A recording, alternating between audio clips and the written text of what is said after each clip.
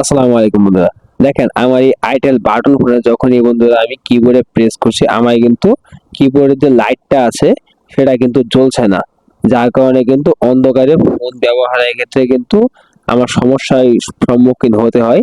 তো আমি আজকে আপনাদেরকে দেখাবো কিভাবে আপনারা আইটেল বাটন মোবাইলে কিবোর্ডে লাইট চালু করবেন। তো বন্ধুরা কিবোর্ডে এই লাইটিং সেটিংটা চালু করতে গেলে আপনারা আপনাদের ফোনের সেটিং এ চলে যাবেন এবং এখানে একটি অপশন দেখতে পাবেন যে সুপার পাওয়ার মাস্টার।